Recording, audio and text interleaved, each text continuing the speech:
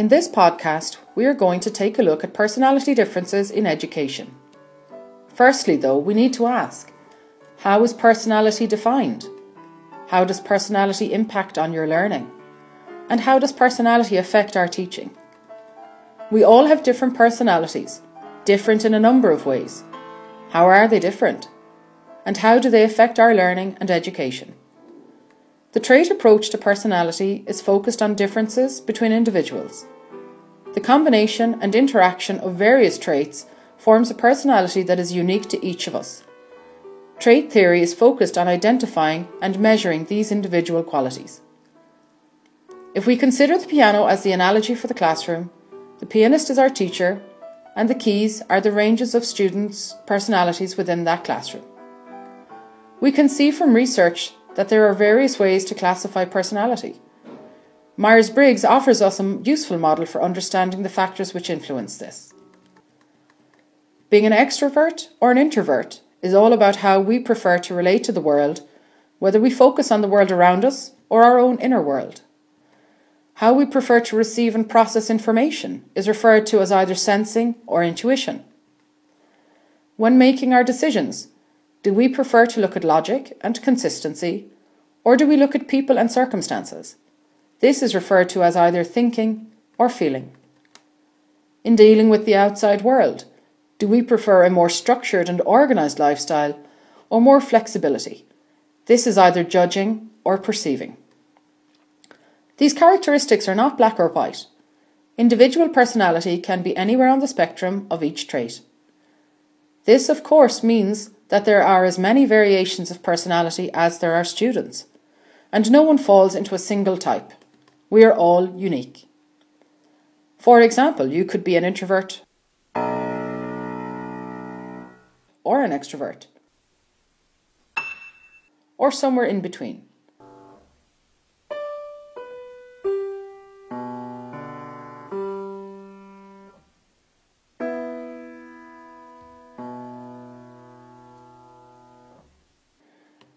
A learning styles approach to education is based on the idea that all students have strengths and abilities, but each student may have a preferred way of using these abilities. We'll now look at how each of the personality types engages in the classroom. An extrovert learns best by talking and being physically engaged. This type of learner works best in classrooms that facilitate discussion and group work. Introverts are energized by their inner world of reflection and contemplation. They learn best through quiet mental reflection and prefer independent work as they need time for internal processing. They enjoy classes that allow them to contribute voluntarily. Sensing types like more concrete facts, organization and structure. They are easily frustrated and can be quite impatient. They like instruction that allows them to use their senses and enjoy hands-on activities. They have difficulty with instructors who move quickly or jump from thought to thought, and learn best when material is relatable to real situations. Intuitive students enjoy new material, however they do not always read a test question fully and often rely on hunches. They thrive when they have opportunities to be inventive and original. Thinking personalities use logical analysis to interpret material. They understand better when material is presented in a logical, orderly fashion. When dealing with abstracts, they need to have the logic pointed out. Feeling types need a personal connection to classroom material. They need a lot of feedback. Judging personalities plan their work and stick to plan. They don't work well last minute, but usually meet their deadlines. And finally, perceiving types are stimulated by new and different information. They work well under pressure.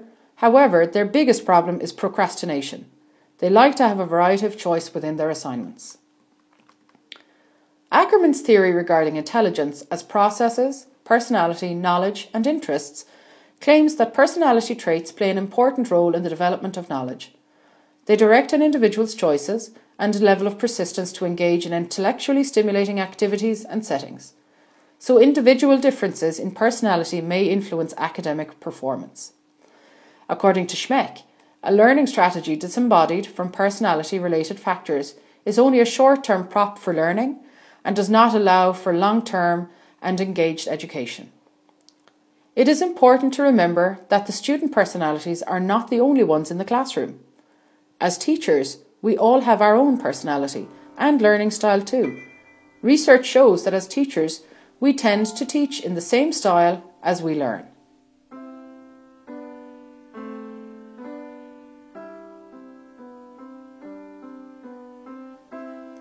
Once we understand the link between personality types and learning styles, we can make sure as teachers that we engage in methodologies that teach to a range of personalities and the full scale of learning needs in our classrooms. There are numerous ways we can engage in this broader spectrum of teaching methodology, which ensures that we engage with every personality type within the classroom rather than teaching to a specific section. We can include group work, individual assignments, project work, quiz activities, structured discussions, presentations and demonstrations, debates, and even fieldwork. Understanding your personality type, preferred ways of learning, and ideal classroom environment can help you effectively deal with classroom situations that don't match your preferred style. So we can see that our personality directly influences how we learn and also how we teach. And as teachers, we must remember, if students do not learn the way we teach, then we must teach the way they learn.